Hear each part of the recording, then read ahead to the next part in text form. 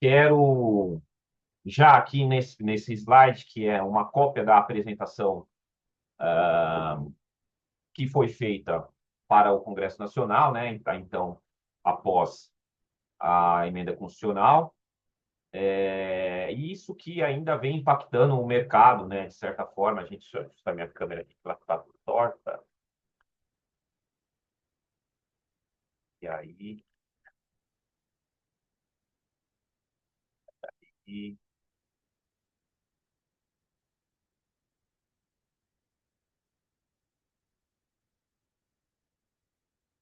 beleza, agora sim.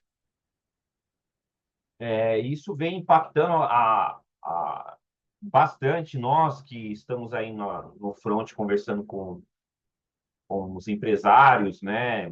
Processo de implementação, ficou na cabeça realmente essa estrutura de simplificação que não existe, né? Foi vendido algo como trocamos 5 tributos por um. E não é verdade, né? Está longe de ser verdade isso, tá? Por quê? Porque o CBS e o IBS terão regras conjuntas, mas também regras específicas, principalmente porque estamos falando de tributos totalmente diferentes, de natureza diferente. Então, a CBS é uma contribuição, o IBS é um imposto, né? E durante toda a fase de transição, as regras são peculiares a cada tipo de tributo. Na fase de transição do PIS e COFINS, o ano que vem para a CBS, é um mundo à parte, totalmente diferente da transição do ICMS e ISS para o IBS. Então, de fato, né, o que nós temos são dois novos tributos que devem ser tratados com as suas respectivas individualidades. Não é algo que a gente vai calcular com uma alíquota conjunta, como foi vendido, e pum, acabou. Negativo. Nós vimos ontem, por exemplo, né, que a Associação das Secretarias de Fazenda dos Estados já protocolaram o pedido, evocando aí o seu direito constitucional dos estados de poder legislarem e terem os seus regulamentos. Então, eu vou ter aqui um ambiente regulamentar, operacional, em relação ao IBS, totalmente diferente da CBS. O que nós temos são bases comuns, estruturas comuns. Por isso que a gente vai aqui, primeiro, entender eles, o que é comum aos dois, e depois nós teremos aulas separadas para falar da transição do PIS/COFINS para a CBS e da transição do ICMS e ISS para o IBS. Se não assim o fosse, nós estaríamos tratando de um único tributo, que eles chamaram de IVA dual. Então, isso aqui é a maior mentira que se começa a contar com o intuito de dizer que simplificou. Então, permanece o que nós temos dois. O IPI, diferentemente também do que foi divulgado, o IPI continua. Nós vamos ter aqui uma aula sobre Zona Franca de Manaus. O IPI continua. Ah, mas a alíquota zero, peraí. Produto na Zona Franca de Manaus, que é industrializado lá. Se você tiver esse produto industrializado fora da Zona Franca de Manaus, não terá alíquota zero, continuará a tributação. Então, o IPI continua, tá? E surge um novo tributo, que é o imposto seletivo.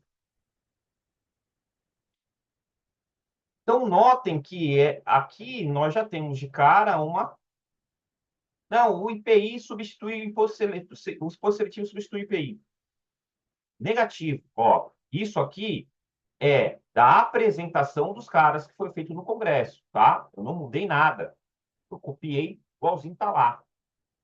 CBS Federal substitui o PIS, COFINS e o IPI. Mentira, o IPI continua aqui. Nós temos a criação de um novo tributo. Então, nós trocamos 5 tributos, dos quais basicamente, a gente não tinha distinção, que é a questão do PIS e COFINS, podíamos tratar eles apenas como um, porque a base era a mesma, a regra era a mesma, exceto lá a questão das entidades do terceiro setor, né, do PIS sobre a folha de pagamento, mas em 99,9% dos casos, a gente tratava o PIS e COFINS como um único tributo, não é isso? Então, nós trocamos 4 por 4. Não há processo de simplificação, que há é a construção, né, de uma máscara para sofística, né, para passar algo que é não tão bom como bom. Então, PIS e COFINS, IPI, ICMS e ISS, 4. Temos 4 tributos e continuaremos tendo 4. Tá? Para a gente desmistificar. E é isso que ainda está na cabeça do empresário, da empresa de médio e pequeno porte. Não, mas é um imposto só agora? Não. São 4. A gente está trocando 4 por outros 4. Tá?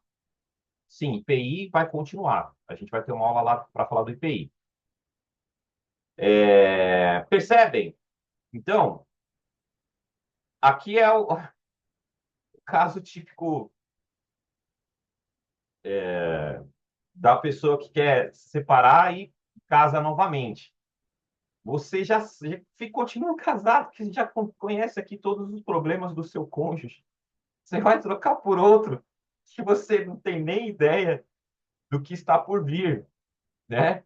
Então, é óbvio que a gente precisava de uma reforma tributária com ênfase na reestruturação do modelo operacional e não de arrecadação. Acaba com o ICMS-ST, acaba com 5 tipos de DIFAL, acaba com o ICMS antecipado, reforma o que você já tem.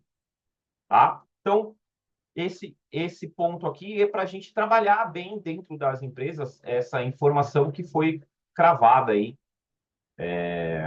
a 4 cantos, dizendo que agora é apenas um tributo, quando na verdade nós continuaremos tendo 4 tributos, tá? E durante um grande período, nós não teremos 4, teremos os 4 novos, 5, 6. Teremos concomitantemente, como nós vamos ver na aula de transição, teremos concomitantemente coexistindo 2 modelos de tributação, tá?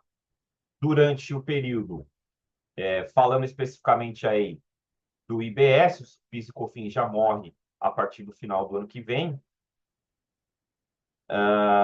2027, nós teremos CBS, IBS, IPI, IS, ICMS e ISS. Então, teremos 6. Hoje nós temos 4.